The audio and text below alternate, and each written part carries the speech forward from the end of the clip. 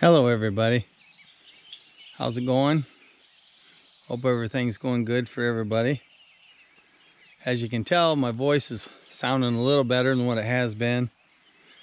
I'm feeling a lot better now, and thank you for all the well wishes that got sent my way. I was sick there for a while. I'm feeling a lot better now. I'm down across the road where my horses and my chickens and my pigs are at. I'm down here by my wild raspberries. There's a lot of blooms on these. I'm gonna give you a shot of them, show you my wild raspberry bushes. A lot of you probably seen them last year when me and I think it was Logan was over here picking them. But right here it is, as you can tell, all this is raspberries. It goes clear on over. Clear actually right down there and then comes back. And as you can tell, there's a lot of blooms on them.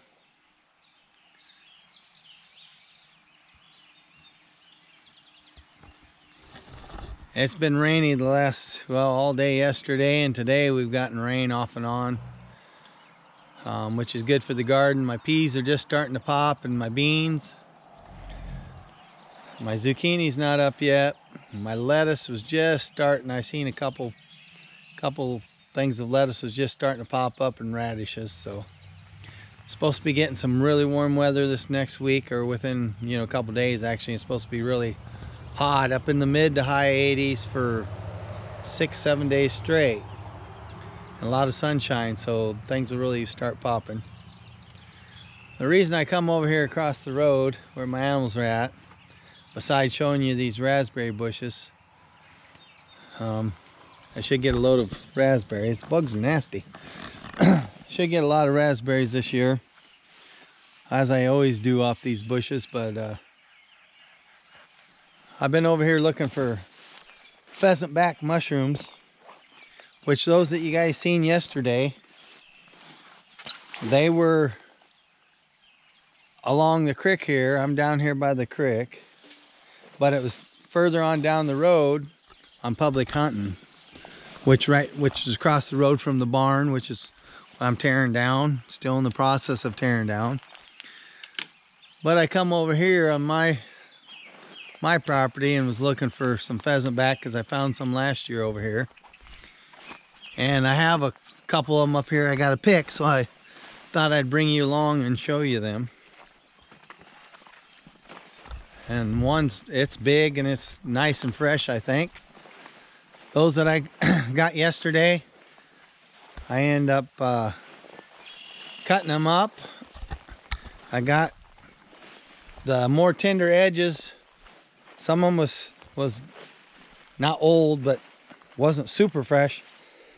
So they were starting to get a little tough. If you're familiar with them, the outer edges are usually tender until they get so old, and then they start getting rubbery and tough. Hard to chew when you can still eat them, they're just hard to chew. But last year I found some right over here in this area where I'm at now.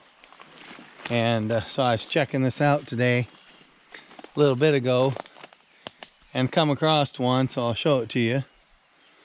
I'm still looking, make sure I didn't miss any. But there's one up here that's nice and big. And then I happen to look down the hill, or down along the water. The water's flowing pretty good again down there in that small creek because of the fact that we've been getting rain. But I'll take you down over here and show you these pheasant back mushrooms.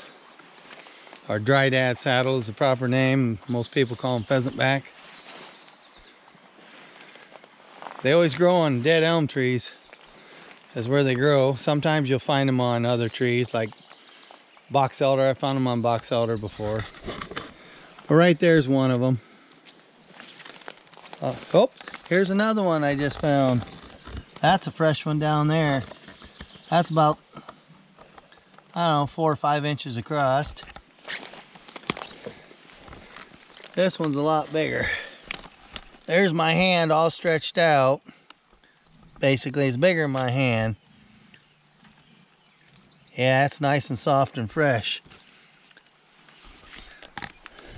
But I'll get that one picked, and I'll get that one there picked. I was just down here a little bit ago. I didn't notice that one. I just noticed that one is all. Sometimes they hide like that. See, I got some old dead elm that fell down. I cut it up for firewood, I don't know, last year I think, and just left it lay.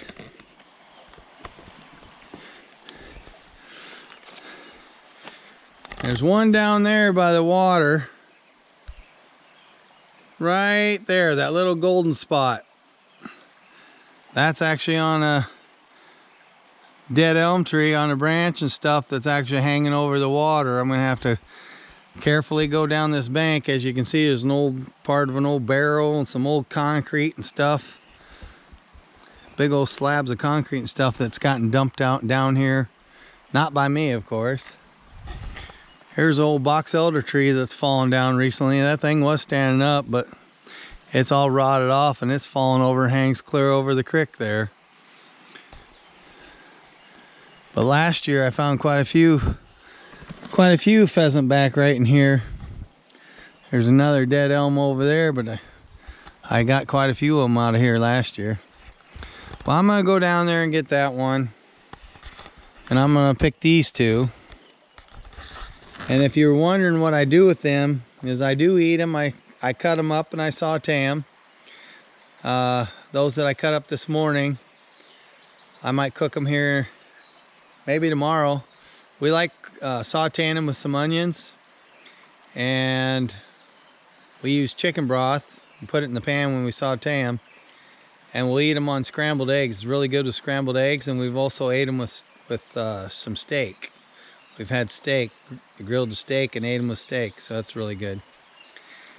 Those that I have now, I think we might be eating them with steak. I'm not sure. I got enough to cook up a couple batches and actually have them with steak and scrambled eggs if we decide to. And the harder rubbery part I put in the dehydrator, and I dehydrate them, and then I put them in a blender, or actually my Ninja food processor, and I chop them up in a fine powder, and I use them substitute for flour. If you make bread, you can use it in placement of flour, not the whole batch, but like if your recipe calls for, say, 3 cups of flour, you can use a half cup of that, 2.5 cups of flour, and it gives it a different flavor. So I am going to be using it in some bread. Try it in a bread recipe and give the bread a little different, kind of a wild woodsy taste maybe. And I've used it in gravy. A while back I had supper at my sister's house, and I did use some of the flour in the gravy, and it was really good. But I won't keep you any longer. I'll let you go. But that's what I do with these, is I saute them and eat them with steak and eggs, and I dehydrate them and use them for flour, mushroom flour. You can put it in soups or whatever, something you might, a roux, anything you might use flour with, you can use it, substitute for at least part of the flour. Give it a wild flavor. Well, I'll let you go, and don't forget I love you, and see y'all later. Bye.